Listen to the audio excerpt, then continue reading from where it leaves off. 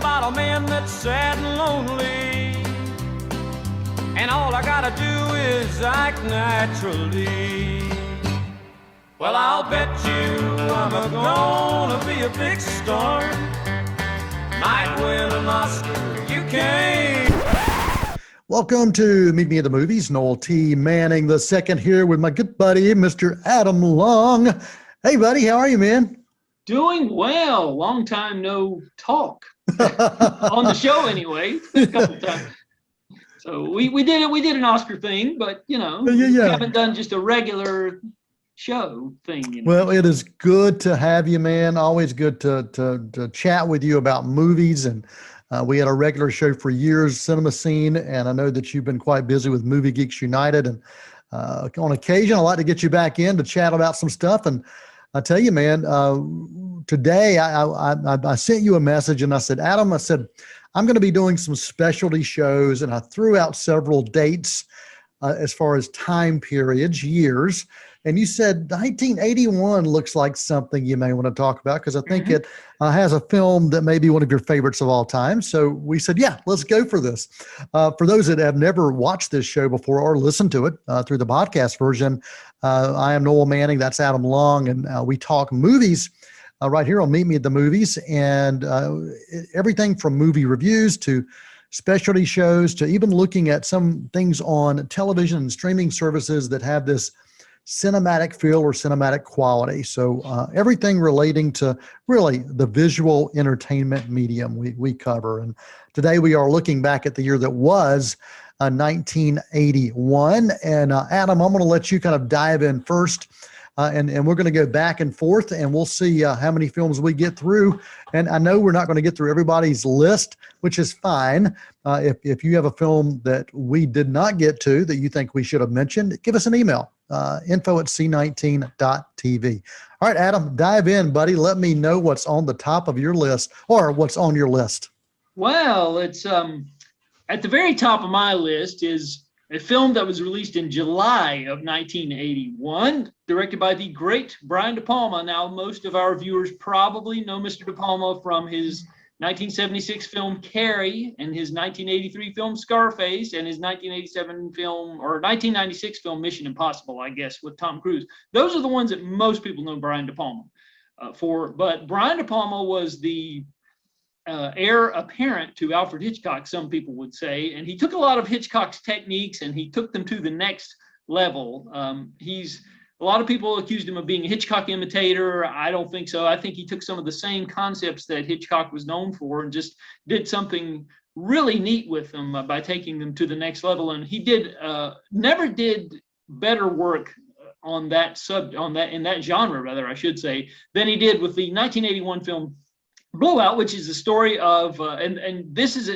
just to give a quick background about this film, this was John Travolta coming off of the double success of, or rather triple success of Saturday Night Fever, Grease, Urban Cowboy. He had one misstep in between all of that, Moment by Moment, which we'll not talk about, which was pulled from theaters literally 2 weeks after it came out in Christmas of '78. But other than that one misstep, he was really on a roll. So there was much anticipation with what he was going to do next. And Blowout was that film. And essentially the film is about a sound engineer for the movies who accidentally records a murder. And there's a conspiracy. He finds out there's a conspiracy. The governor of the state is the victim in this, and he was well on his way to possibly becoming the president. And the more he gets into it, he figures out that this was not a mere blowout of a tire. This was a real serious. Somebody was trying to take out the governor on purpose, and they succeeded. And in the midst of all this, he falls in love with a prostitute played by Nancy Allen, who was in the car with the governor, also paid to be there, and they develop a professional and personal relationship. And anyway, the film has a spectacular ending that I don't want to give away, that takes place during the 4th of July celebration in Philadelphia. It's an amazingly orchestrated finale of the film. The film does have a downbeat ending. I'm going to warn people about that. Travolta's work is just amazing here. I think the final scene in the film is completely heartbreaking. It is the work that he did in this film that led to his being cast in Pulp Fiction.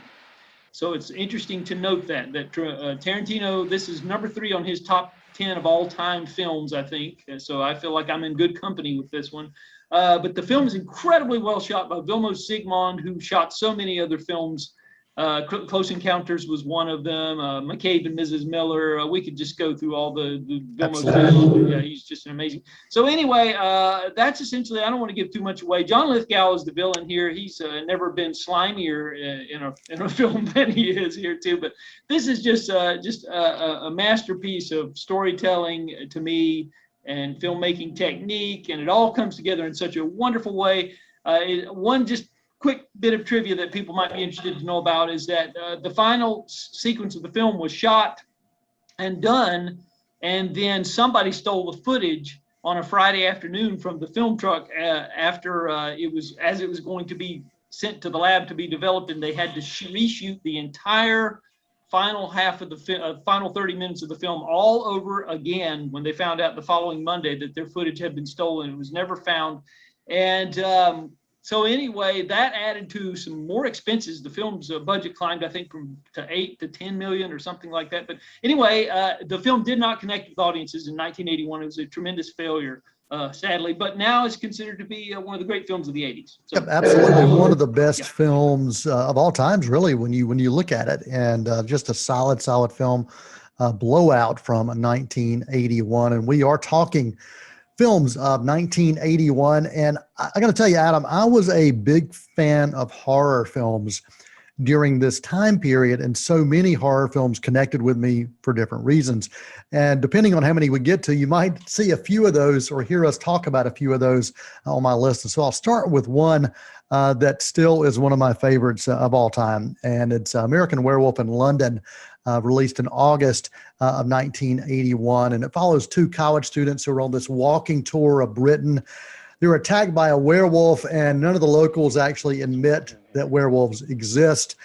It's a horror comedy that's got some drama in it as well. I thought the special effects in this at the time were brilliant. They were kind of groundbreaking, along with another film that I think I'll go ahead and dive in and talk about too. But John Landis wrote and directed this. David Naughton, who went on to be the spokes dancer and singer for Dr. Pepper, who, hey, you want to be a Pepper? I want to be a Pepper too. Griffin Dunn also in this, and Rick Baker serving as the makeup king. And if you're looking for a 1981 double feature, I'll go ahead and tag this on, Adam, The Howling from 1981, March of 1981. I saw this on my birthday. I'm a March 15th baby, so I saw this on opening weekend. This film, Dee Wallace, I love Dee Wallace. She was in this. Dennis Dugan, who went on to direct several films with Adam Sandler. Slim Pickens also in this. And Rick Baker, once again, coming back with special effects. In this werewolf film, another werewolf film, a serial killer, a news reporter, and residents who have some wolf-like qualities all come together for, once again, special effects that are just purely amazing. This one has a lot less of the comedy than American Werewolf in London, but if you're in a werewolf mood, check out this as a double feature, The Howling and American Werewolf in London. Any thoughts or comments you want to share on either one of those? I could not agree more. Both of those films are excellent. I would call them masterpieces of the horror genre. Just an excellent blend of comedy and horror, and just both of them just so masterfully orchestrated. I will say that it's worth noting that American Werewolf in London, the special effects were so groundbreaking that prior to that film there was no Oscar for best special makeup effects, and that was the film that served as the impetus for the Academy deciding to, hey, we need an Academy category for best makeup effects, and it won. It was the first winner for the special effects, best special makeup effects. And one other thing I will mention too is David Naughton actually had a top 10 single in 1979 called "Making It" too. So absolutely, man. Absolutely. Well, man, we got time before the break to dive into one more. So give us one more on your list, and then we'll come back after the break and hit a few more. Well, I think this one's a pretty obvious one, you know, and there's nothing I can add to this one. But Raiders of the Lost Ark, I think you can't talk about the summer of 1981 without speaking of, or just 1981 in general, not just the summer. Raiders of the Lost Ark, just an incredible film coming off of Spielberg's failure with 1941, which I am a fan of 1941. I know, you know, a lot of people disliked it. Some people did like it. I am a fan. But Raiders of the Lost Ark, the expectations were kind of low when people were looking for Spielberg to fail because he'd been riding so high, and then he had crashed with 41. And so Raiders was not a lot of expectations for that. Filmed very cheaply, relatively speaking, and the rest is history. So. And you've got to love films that can be groundbreaking. We mentioned that with The Howling, and also one with this, The Raiders of the Lost Ark. And why it was groundbreaking is it actually spawned other films of the type, other of those adventure type films that tried to model what had happened here. And if you look at really what Raiders was, it was modeled after these serials back from when Spielberg was growing up. And yeah, Raiders just amazing. And here we are years and years and years later, and it's still one of those that we continue to talk about. And another Raiders is in the works. And there was even a TV series that was short-lived, the Young Indiana Jones Chronicles, which I thoroughly enjoyed, and actually have all of those on disc. So yeah, Raiders of the Lost Ark, you're right. What more can you say about just the brilliance of what that was and what that did to secure really what we expect when we're talking about summer blockbusters. You are watching Meet Me at the Movies right here on C19 TV. And if you're listening through our radio and podcast version, that's through WG.org. I'm Noel T. Manning II, hanging out with Adam Long, and we are talking about the year that was 1981, and we're just covering some films that spoke to us for one reason or another. We're going to have a quick intermission. We'll be back with more, and we'll pick it back right here in 1991. 1981. I knew what you meant. 1981. I'll get it out there.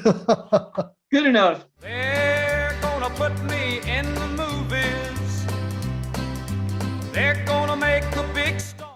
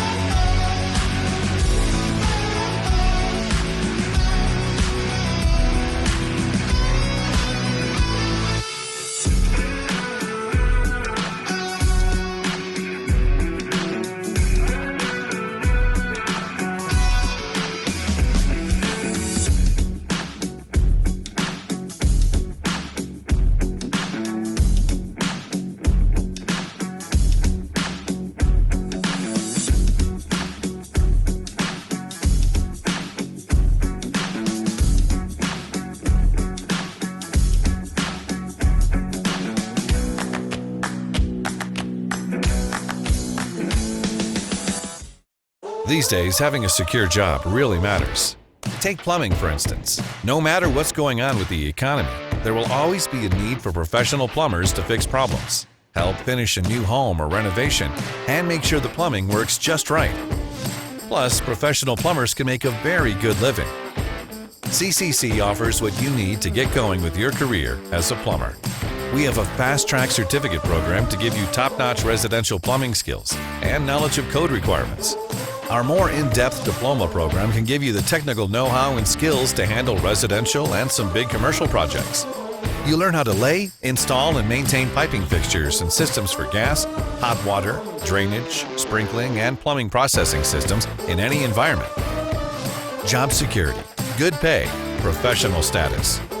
Now the question is, are you ready to start your journey today? They're gonna put me in the movies. They're gonna make a big star.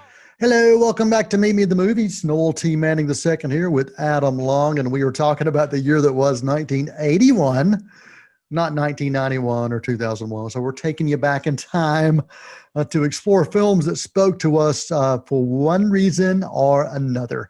And I'll start this off, Adam. If you missed the top of the show, we talked about Raiders of the Lost Ark. We talked about The Howling, American Werewolf in London, and also Blowout. And I can't talk about 1981 without talking about alums from Saturday Night Live. And there were so many that had success in the 80s. And if you look at really the early 80s, that's when things really started to launch, and you started to see that if you made it on SNL and you were a success, you could find true success at the box office. Bill Murray, John Candy, and Harold Ramis come together in a film called Stripes that is a fish out of water comedy that was released in June of 81. Two friends who are kind of dissatisfied with their jobs and with life in general decide what better things to do than to go into the Army and have a little bit of fun. And that's exactly what they do. And of course, they want to find girls because they figure that's how they can get the girl if they're wearing a uniform. Pretty much like we think back, if we look at Andy Griffith, Ernest T. Bass, he said, if I have a uniform, I'm going to get a girl. And it's the same concept. I thought this movie, the dialogue, the character chemistry, the situations, and the supporting cast. What an amazing supporting cast in this.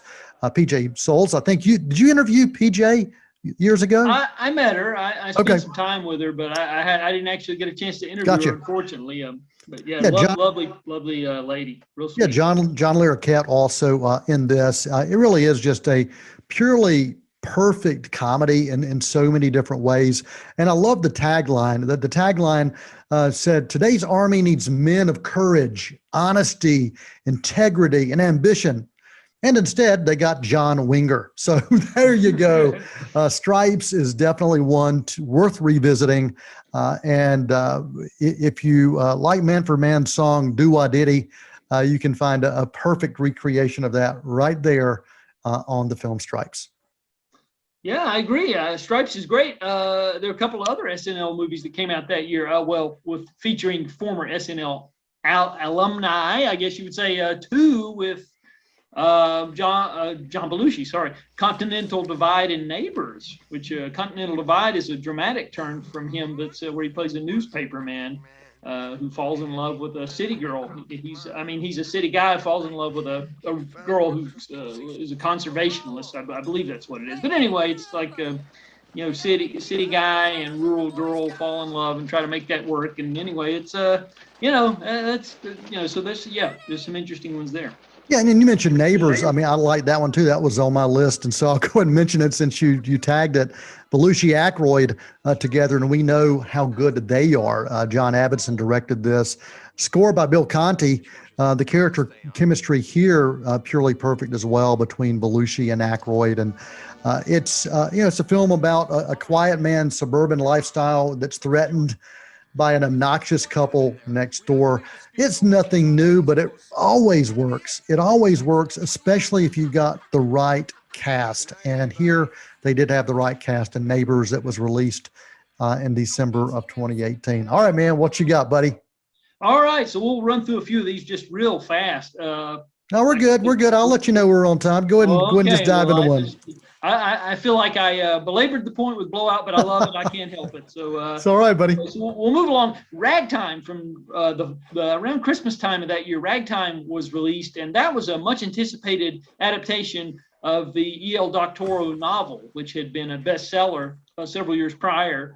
Milos Forman directs this film. Milos Forman, of course, who directed Amadeus and One Flew Over the Cuckoo's Nest, and later Man in the Moon with Jim Carrey. This is a fantastic kind of a kaleidoscope of a bunch of different characters at the turn of the century. And Howard E. Rollins, who would later turn up on In the Heat of the Night, plays an African-American man who finds himself a victim of the racism of the time, and just refuses to take it, and it has a standoff. And James Cagney returned to film after a 20-year hiatus for this film. He is simply fantastic in this movie. It's not just him doing some shtick. He's really giving it his all. And this is it's a long movie, 2 hours 35 minutes. But wow, what a just full of great performances and great drama and a great feel for the turn of the century. And I could not recommend Ragtime more. I think it's out there streaming, and it's available on a Blu-ray overseas. The DVD, I think, is out of print. But Steve Martin's film that was released that year, also Pennies from Heaven. That's one that is kind of forgotten in the catalog of Steve Martin films. And this is another film that kind of failed. Ragtime failed at the box office, as did Pennies from Heaven, because it's sort of a dramatic turn. It's basically the story of a sheet music salesman in the 1930s who fantasizes about the sheet music that he sells. And it's directed by Herbert Ross, who also did Steel Magnolias and Footloose. And boy, Christopher Walken co-stars in this, and he has this incredible tap dance sequence in this movie where he tap dances on a bar. This film has so much energy, but it is somewhat downbeat. And I will warn people about that. If you're expecting the Steve Martin from The Jerk and things of that nature, it does have something of a downbeat ending and a bit of a kind of a downbeat vibe, but just a wonderful, wonderful movie that is sadly neglected in the catalog of Steve Martin films, I think. So that is another one. Southern Comfort, starring Powers Booth and Keith Carradine, is about a couple of men who are in the National Guard. They go off on weekends for the National Guard, and they go down to Louisiana, and they their group starts antagonizing some of the locals, and it turns out that the local good old boys, they don't want to, they're not going to stand for that, and so they take on the National Guard, and boy, it becomes a cat and mouse game through the woods, and boy, what a great movie too. So directed by Walter Hill, who also made The Warriors. I want to mention that. So those awesome. are a few. We got an email from JJ from Hickory just as you were talking, and he said, tell Adam that he had me at Christopher Walken. So I think he's going to check out Pennies from Heaven just because you mentioned Christopher Walken. Yeah. We are talking the movies, some of the films of 1981 that speak to us for one reason or another. And I've always been fascinated by time travel. I've also always been fascinated by the comedy of Monty Python. And so when Time Bandits came out in November of 81, I knew that I had to see it. And the storyline follows this young boy who ends up accidentally joining this band of time-traveling dwarfs. Yeah, that's what I said, time-traveling dwarfs. And they jump from era to era looking for treasures to steal, written by Monty Python's Terry Gilliam. Michael Palin also stars in this with Gilliam, and Sean Connery, John Cleese, and Shelley Duvall also have roles in this film. This is one of those that, Adam, I go back to time and time again just because of the humor, but also the effects and stylistically. I love what Gilliam always finds a way to do, and I appreciate his work.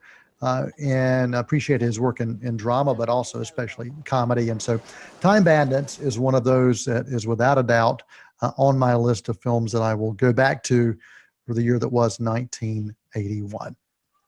I totally agree. Time Bandits is a lot of fun, and I would also recommend that as well. I would also, a couple other ones that I don't want to leave off. One is Body Heat, directed by Lawrence Kasdan. And this is Lawrence Kasdan had, we just mentioned Raiders of the Lost Ark. He had, in Continental Divide, he wrote both of those.